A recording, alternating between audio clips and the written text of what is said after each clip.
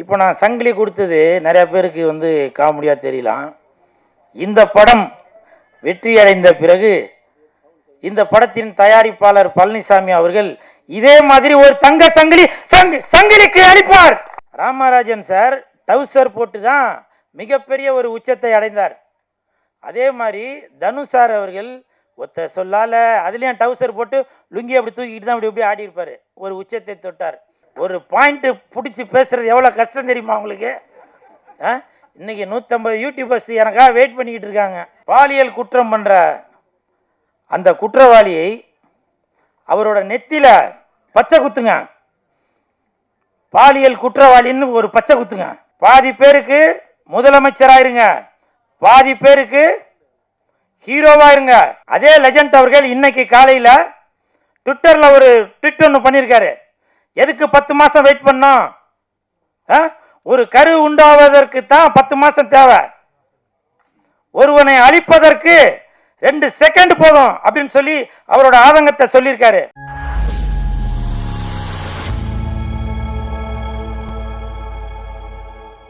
மேடையில் அமர்ந்திருக்கும் அனைவருக்கும் வணக்கம். பத்திரிகை நண்பர்கள், ஊடக நண்பர்கள், இணையதள நண்பர்கள், என் இதயத்தில் அமர்க்கலமாக அமர்ந்திருக்கும் லெஜண்ட் ரசிகர் மன்ற நிர்வாகிகள் அனைவருக்கும் வணக்கம். தட்டண்டா பிஆர்ஓ சக்தி சரவணன் இருக்காரா? அவருக்கும் எனது நன்றி. மேடையில் பேசி கைத்தட்டல் வாங்குற அளவுக்கு நான் பெரிய பேச்சாளர் இல்லை, அதனால தயவு செஞ்சு நீங்களே ஒரு தடவை கைத்தட்டிடுங்க. இந்த கைத்தட்டல்கள் அனைத்தும் வட மஞ்சு விரட்டு அந்த படத்தோட டீமுக்கு தான் போய் சேரும். ஒரு வீரமான பெயர், மண் சார்ந்த ஒரு கதையை எடுத்திருக்கிறார் இயக்குனர் சங்கிலி அவர்கள். அவருக்கு என் மனமார்ந்த வாழ்த்துக்கள். ஒரு வாரத்துக்கு முன்னாடி சங்கிலி அவர்கள் என்கிட்ட பேசும்போது சொன்னார், அண்ணா ஒரு சில ஆஃபீஸ்லாம் சொல்லி நான் அந்த இடத்துலலாம் ஆஃபீஸ் பாயாக வேலை பார்த்தேனே, அப்போ நீங்கள் ஆஃபீஸ்க்கு வருவீங்க, நான் உங்கள்கிட்டலாம் நல்லா பேசுவேன், எதனா சாப்பிட்றதுக்கு குடிக்கிறதுக்கு எதனா கொடுத்தா கூட வேணான்னு சொல்லுவீங்க, ஸோ ஷூட்டிங்கில் சாப்பாடு கொடுத்தா சாப்பிடுவோம், ஆஃபீஸில் வந்து வேணாம் அப்படின்னு சொல்லி நீங்கள் அன்போடு சொல்லுவீங்க, அதெல்லாம் நான் பார்த்துட்டு தான் இருந்தேன் அப்படின்னு சொல்லி சொன்னார். இந்த மாதிரி ஒரு ஒரு கீழிடத்துலேருந்து உயர்ந்து வந்திருக்கிற இந்த மனிதனை வாழ்த்துவதற்கு வராமல் இருந்தால் கூல் சுரேஷ் எப்படி? ஏன்னா என்னுடைய தட்டுங்க என்னுடைய வளர்ச்சியை அப்போ இருந்து கண்காணிச்சுட்டு வந்த அவருக்கு என் மனமார்ந்த வாழ்த்துக்கள். அவருக்கு இயக்குனர் சங்கிலி அவர்களுக்கு ஒரு பரிசு தரணும் அப்படின்னு நினைக்கிறேன். சங்கிலி ப்ளீஸ்.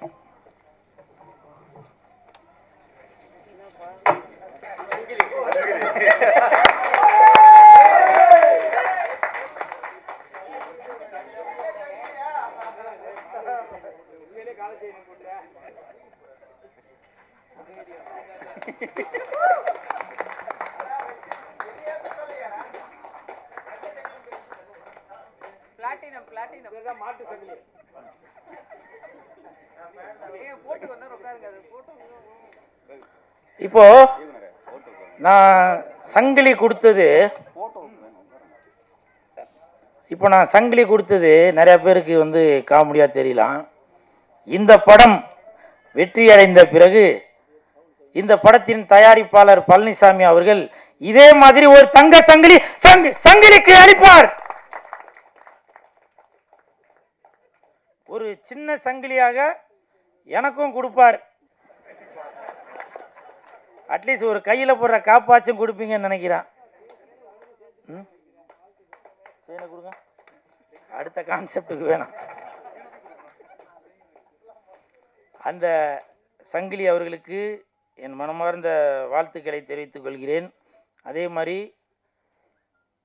வட மஞ்சு விரட்டு அந்த படத்தின் கதாநாயகன் அசோக் அவருக்கு வாழ்த்துக்கள். 2026 கண்டிப்பாக அவர் ஜெயிப்பார். அதாவது இந்த படத்தில் அவர் நடித்து பேர் வாங்குறாரு அப்படின்னு சொல்கிறத விட அவர் போட்ட அந்த டவுசருக்காகவே கண்டிப்பாக அவர் மிகப்பெரிய வெற்றி அடைவார். இப்போ நீங்கள் சிரிக்கலாம், ராமராஜன் சார் டவுசர் போட்டு தான் மிகப்பெரிய ஒரு உச்சத்தை அடைந்தார். அதே மாதிரி தனுஷ் சார் அவர்கள் ஒத்த சொல்லால அதுலேயும் டவுசர் போட்டு லுங்கி அப்படி தூக்கிட்டு தான் அப்படி ஆடி இருப்பார், ஒரு உச்சத்தை தொட்டார். அப்புறம் பருத்தி வீரன் கார்த்தி சார், அவரும் அதில் டவுசர் போட்டுட்டு தான் இருப்பார். ஸோ இப்படி டவுசர் வடிவேல் சார் கூட எடுத்துக்கலாம். ஏன்னா எல்லாருமே அந்த டவுசரில் மிகப்பெரிய ஒரு உச்சம் தொட்டவர்கள். கண்டிப்பாக இந்த அசோக் அவர்கள் மிகப்பெரிய ஒரு உச்சத்தை தொடுவார் இந்த வட மஞ்சு விரட்டு படத்தின் மூலமாக. அப்புறம் ஸ்டண்ட் மாஸ்டர் மிரட்டல் செல்வம் சொன்னவொன்னே எந்திரிச்சு வணக்கம் சொல்லணும். என்ன ஒன்னெல்லாம் என் ஃப்ரெண்டுன்னு சொல்கிறதுக்கு அங்கே வணக்கம் சொல்ல, ஒருத்தரம் ஒரு ஃப்ரேம் கடை உகர். எனது நண்பர், அதாவது இன்னைக்கு விஜய் சார், மாண்புமிகு தமிழக முதலமைச்சர் விஜய் சார் அவர்கள் இன்னைக்கு கைகால் சுகத்தோட அற்புதமாக இருக்கிறாரு அப்படின்னாக்க அதுக்கு எனது நண்பர் ஃபைட் மாஸ்டர் மிரட்டல் செல்வம் தான் காரணம். ஏன்னா அவரோட ஃபைட்டு எல்லாமே நம்ம மிரட்டல் செல்வம் தான் டூப் போடுவார். திருப்பாச்சி இயக்குனர் பேரவர் சார் இங்கே இருந்தாலும் ஆமான்னு சொல்லியிருப்பார். ஏன்னா அந்த படத்துலலாம் விஜய் சாருக்காக ரொம்ப மெனக்கட்டு உழைத்தவர் அவர். அப்படிப்பட்ட ஒரு ஜாம்பவனுக்காக உழைத்த மிரட்டல் செல்வ மாஸ்டர் இந்த வட மஞ்சு விரட்டு படத்துலையும் அசோக்குக்காக கொரியோகிராஃப் பண்ணியிருக்காரு. அப்படின்றப்ப ரொம்ப சந்தோஷமாக இருக்குது மாஸ்டர். வாழ்த்துக்கள் வாழ்த்துக்கள். அப்புறம் பிஆர்ஓ சக்தி சரவணன் இருக்காரா? இங்கே வாங்க. இங்கே அதாவது சாரோட இங்கே வாங்க, இங்கே வாங்க, ஒரு நிமிஷம் வாங்க. சாரோட பேர் சக்தி சரவணன். எனக்கு எப்போல்லாம் சக்தி குறையுதோ அப்போ சக்திக்கு நான் ஃபோன் பண்ணுவேன். அப்போ இவர் வந்து சக்தி கொடுக்குற மாதிரி என்கிட்ட பேசுவார். அதாவது ஒரு மோட்டிவேஷனோட பேசுவார். ஏன்னா நானும் பல இடத்துக்கு போகிறோம் வரேன் இல்லையா, ஸோ அதெல்லாம் சொல்லி நான் ஃபீல் பண்ணி அவர்கிட்ட பேசுவேன். அப்போது சக்தி சார் சொல்லுவார், தலைவா கவலைப்படாதீங்க தலைவா, இன்னைக்கு டைரக்டர் இயக்குனர்கள் உங்களுக்கு கேரக்டர் கொடுக்குறாங்களோ இல்லையோ, ஆனால் அந்த ஆண்டவன் உங்களுக்கு ஒரு கச்சிதமாக ஒரு கேரக்டரை கொடுத்துருக்காரு.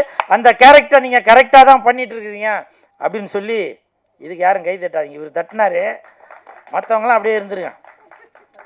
ஒரு பாயிண்ட்டு பிடிச்சி பேசுறது எவ்வளோ கஷ்டம் தெரியுமா உங்களுக்கு?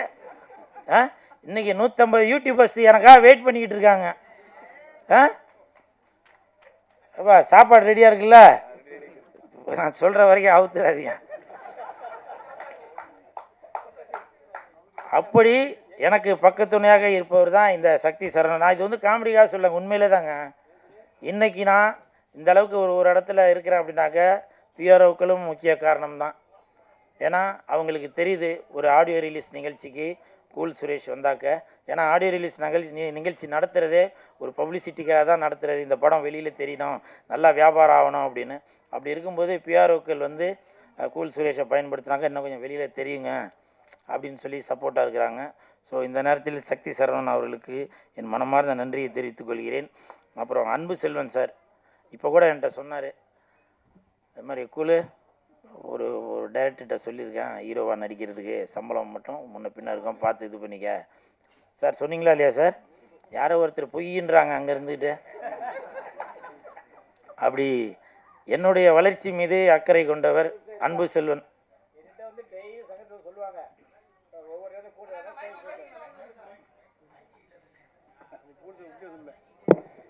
என்கிட்ட வந்து சொல்லுவாங்க, சார் ஒரு நேரத்தில் 1 லட்சம் இருக்கிறாரு, திடீர்னு 50,000 இருக்கிறாரு, திடீர்னு 20,000 கேட்குறேன்னு சொல்லுவாப்புல. நான் சொன்னேன், ஒரு நாள் இப்போ தான் கூட சொன்னேன், கூல் சுரேஷ் எங்கள் சங்கத்தில் என்ன கொடுக்குறாங்களோ அதை கேட்டு நீ வாங்கிக்க. 50,000 கொடுத்தாலும் வாங்கிக்க, 5,000 கொடுத்தாலும் வாங்கிக்க, 1 லட்சம் கொடுத்தா வாங்கிக்க. ஆனால் யார்ட்டையும் பார்க்கிங் பண்ணதா அப்படின்னு ஓகேன்னு சொன்னாப்புல. இனி யார்ட்டையும் பார்க்கிங் பண்ண மாட்டாப்புல. பண்ண மாட்டில்ல? பண்ணுவியா? பண்ண மாட்டேன்னு சொன்னால் தான் நான் சப்போர்ட் பண்ண முடியும். நீ பார்க்கிங் பண்ணால் நான் ஒன்றும் பண்ண முடியாது. இதே ஆடியோ இப்போ மைக்கில் சொல்ல வேண்டியதாக வேறு வழி கிடையாது. சாரி.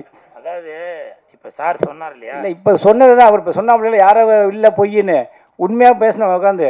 அதனால் ஆள் தமிழ் வாங்க வேண்டாம் கூல் சுரேஷ், அவங்க என்னக்குள்ளே வாங்கி நடி, உனக்கு என்ன வருதோ வாங்கி செய்யணும்னு சொன்னேன். உண்மையா இல்லையா?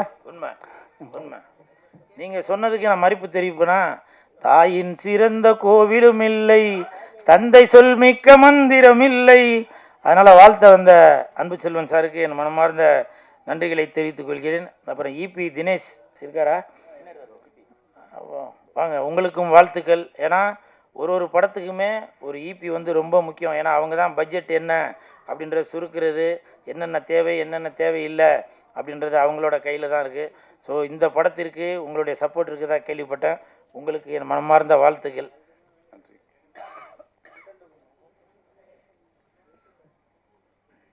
அப்புறம் இசையமைப்பாளர் எந்திரிச்சு வணக்கம் சொல்லுங்க. அவர்கிட்ட பேசியிருந்தீங்கன்னா என்னப்பா பிரயோஜனம்? சோறு போட்டாங்களா? இப்போ தெரியுதா? இசையமைப்பாளர் அவருக்கு என் மனமார்ந்த வாழ்த்துக்கள். ஆண்டனி தாஸ் ஒரு பாட்டு ஒன்று இதில் பாடியிருந்தார். அந்த பாட்டு நல்லா அருமையாக இருந்துச்சு. இனி வரும் அந்த மஞ்சு விரட்டு சம்பந்தப்பட்ட நிகழ்ச்சிகளில், ஜல்லிக்கட்டு நிகழ்ச்சிகளில் கண்டிப்பாக அந்த பாடல் எல்லா இடத்துலையும் ஒலிக்கப்படும். உங்களுக்கு என் மனமார்ந்த வாழ்த்துக்கள். அப்புறம் கேமராமேன், நான் பாரதி ராஜா சார் படத்தை பார்த்த மாதிரி ஒரு ஃபீல். அந்த நிலா பக்கத்தில் ஹீரோயினு அப்படி ஹீரோ இப்படி 2 பேரும் இப்படி இருக்கிறத நான் பார்த்தேன். நான் அந்த மாதிரி ஒரு ஷாட் ஒன்று இருந்துச்சு. உங்களுக்கு மனமார்ந்த வாழ்த்துக்கள். அப்போது கடலோர கவிதைகள் அந்த மாதிரி படங்களில் தான் அந்த மாதிரி காட்சிகள் பார்க்க முடிந்தது.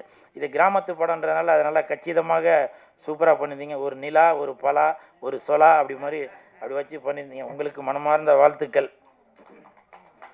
அப்புறம் தயாரிப்பாளர் பழனிசாமி சார், உங்களுக்கு மனமார்ந்த வாழ்த்துக்கள். உண்மையிலேயே அந்த வெள்ளை சட்டைக்கு ஒரு உகந்த மனிதர் மாதிரி தான் நீங்கள் இருக்கிறீங்க. உங்களோட மனதும் கண்டிப்பாக வெள்ளையாக தான் இருக்குன்னு நினைக்கிறேன். உங்களுக்கு மனமார்ந்த வாழ்த்துக்கள். அப்புறம் ராஜேஷ் கண்ணன் இருக்காரா? அடுத்த படத்தோட ப்ரொடியூசர் தானுங்களா நீங்கள்? உங்களுக்கு என்ன தெரியுங்களா? தெரியாட்டி கேட்டு தெரிஞ்சுக்கங்க சார், சரியா? ஏன்னா இப்போது என் காதில் வந்து சொன்னார், இந்த மாதிரி சங்கிலி வந்து சொல்லியிருக்காருங்க, அடுத்த படத்தில் வந்து கூல் சுரேஷ் அண்ணனை வந்து ஹீரோவாக போடலாம் அப்படின்னு சொல்லி பேசிக்கிட்டதா எனக்கு வாட்ஸ்அப்பில் நியூஸ் வந்துச்சு. பொய்யா? அந்த செயினை கொடுப்பா, வாங்கிக்கிட்டீங்கண்ணே. ஸோ உங்களுக்கு மனமார்ந்த வாழ்த்துக்கள். ஏன்னா ஒரு இயக்குனரோட படம் வெளியில் வர்றதுக்கு முன்னாடியே அவருடைய தரம் என்ன, அவர் மீது ஒரு நம்பிக்கை வைத்து இந்த தம்பி நல்லா படம் பண்ணுவார் அப்படின்ற ஒரு நம்பிக்கை வைத்து இருந்த தயாரிப்பாளர் ராஜேஷ் கண்ணன் அவர்களுக்கு என் மனமார்ந்த நன்றிகளையும் வாழ்த்துக்களையும் தெரிவித்துக் கொள்கிறேன்.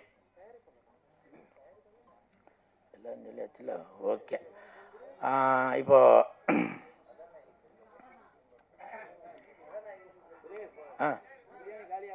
வர இல்லை ஓகே.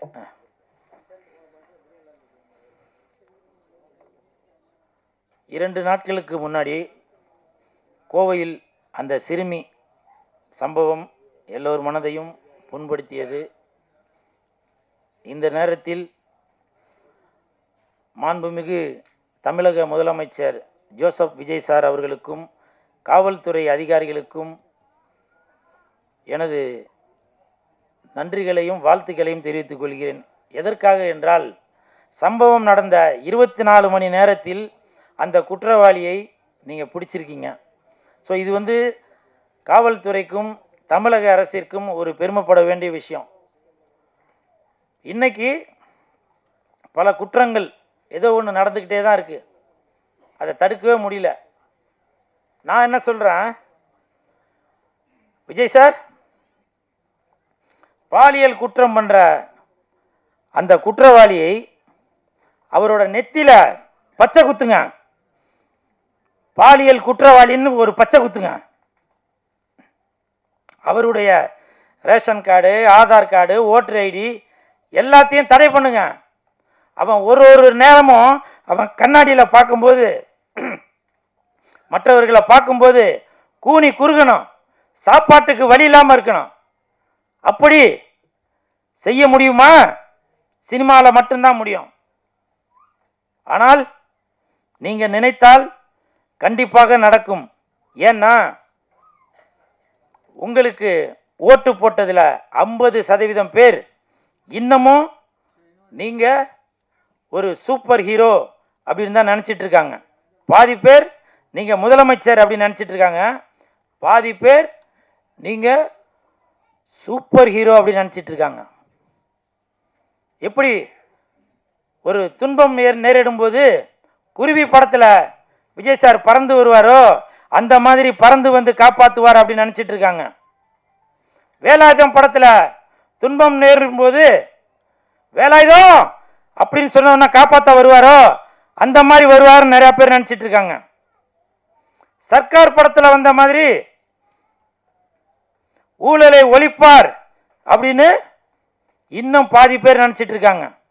இன்னும் சில பேர் திருப்பாச்சி படத்தில் வர மாதிரி வில்லன்களையும் ரவுடிகளையும் வதம் செய்வார் அப்படின்னு நினைச்சு 50% பேர் உங்களுக்கு ஓட்டு போட்டிருக்காங்க விஜய் சார். அதனால நான் சொல்ற விஷயம் என்னன்னா, நீங்க இந்த நேரம் 2 கேரக்டர் எடுக்கணும், டூயல் ரோல்ல நடிக்கணும்னு சொல்லவல்ல, மாறணும். பாதி பேருக்கு முதலமைச்சராயிருங்க, பாதி பேருக்கு ஹீரோவாயிருங்க. எங்கெங்கே கஷ்டங்கள் நடக்குதோ அந்த இடத்துல எல்லாம், துன்பங்கள் நடக்குதோ அந்த இடத்துல எல்லாம் ராபின்ஹுட்டா மாறுங்க. உங்களுடைய தந்தையார், நான் பெரிதும் மதிக்கக்கூடிய S.A. சந்திரசேகர் சார் அவர் இயக்கிய நான் சிகப்பு மனிதன் அந்த படத்துல ரஜினி சார் பகல்ல வாத்தியாராவும் ராத்திரியில இரவு நேரத்தில் கெட்டவர்களை வதம் செய்யும் ஒரு ராபின்ஹுட்டா இருப்பாரு. நீங்க அந்த படம் பார்த்திருப்பீங்க, சில பேருக்கு அது தெரிஞ்சிருக்காரு. ஏன்னா இப்ப உள்ளவங்க எல்லாம் விஜய் சாரோட ரசிகர்கள் எல்லாம் அந்த காலகட்டத்தில் உள்ளவங்களுக்கு தெரியுமா என்னன்னு தெரியல. அதனால விஜய் சார் நீங்க கண்டிப்பாக அந்த டூயல் ரோல் எடுத்தே தான் ஆகணும். அப்பதான் நாட்டில் உள்ள குற்றங்கள் எல்லாமே குறைஞ்சிட்டு வரும். 2 நாளைக்கு முன்னாடி லெஜண்ட் அவர்கள், லீடர் அவர்கள் ஒரு வீடியோவில் பேசியிருக்காரு. கல்கத்தால மம்தா பானர்ஜி அவர்கள் முதலமைச்சராக இருக்கும் பொழுது ஒரு சட்டம் இயற்றப்பட்டுள்ளது. இந்த மாதிரி பாலியல் குற்றம் பண்றவங்கள 10 மாதத்தில் உரிய தண்டனை கொடுக்கணும் அப்படின்னு சொல்லி ஒரு சட்டம் இயற்றப்பட்டிருக்குது. அதே லெஜண்ட் அவர்கள் இன்னைக்கு காலையில் ட்விட்டர்ல ஒரு ட்வீட் ஒன்று பண்ணியிருக்காரு. எதுக்கு 10 மாசம் வெயிட் பண்ணோம்?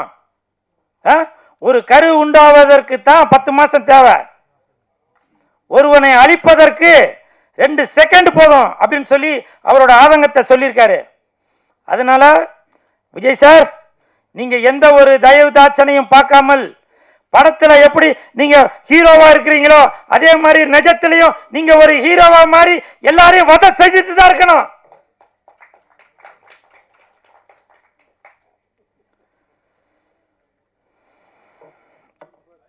அதே மாதிரி தட்டுங்க சார். அதே மாதிரி இந்த பாலியல் குற்றம் 2 நாட்களுக்கு முன்னாடி கோயம்புத்தூர்ல நடந்தப்ப அங்க ஐஜி ரம்யா பாரதி மேடம் அவங்க கூட உள்ள சக காவல்துறையினர் சிரிச்சிட்டு இருந்திருக்காங்க. அதை கேமரால ஷூட் பண்ணியிருப்பாங்க போல. இது அவங்க பேச ஆரம்பிப்பதற்கு முன் நடந்த சம்பவம். ஏன்னா யாராக இருந்தாலும் சரி அவர்களும் மனிதர்கள் தானே, காவல்துறையை சேர்ந்தவர்களும் மனிதர்கள் தான். அவங்களுக்கும்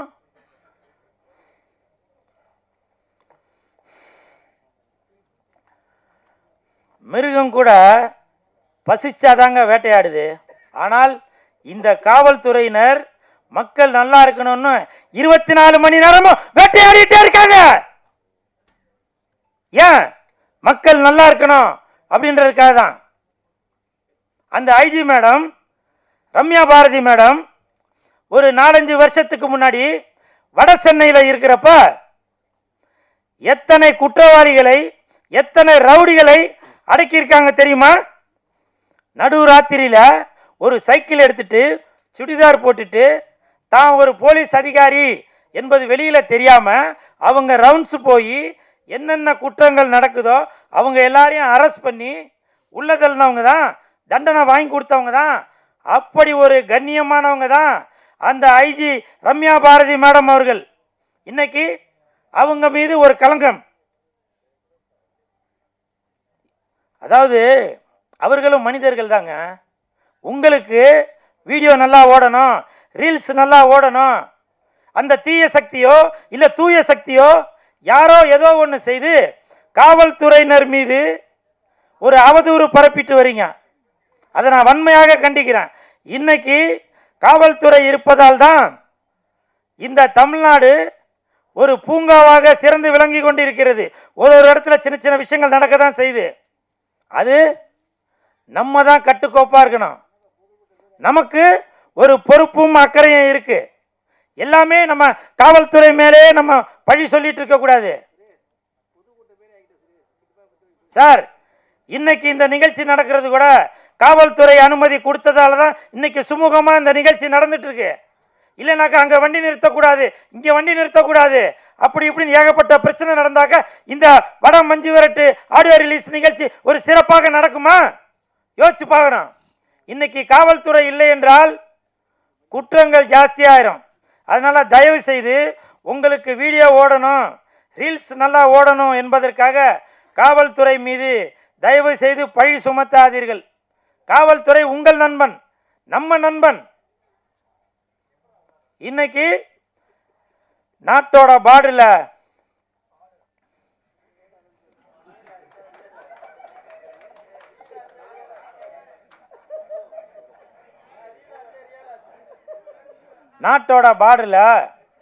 எப்படி இராணுவங்க நமக்காக பாதுகாத்துட்டு இருக்காங்களோ அதே மாதிரி தான் இப்பவும் காவல்துறையினர் ரோந்து வந்துட்டு நமக்காக சப்போர்ட் பண்ணிட்டு இருக்காங்க.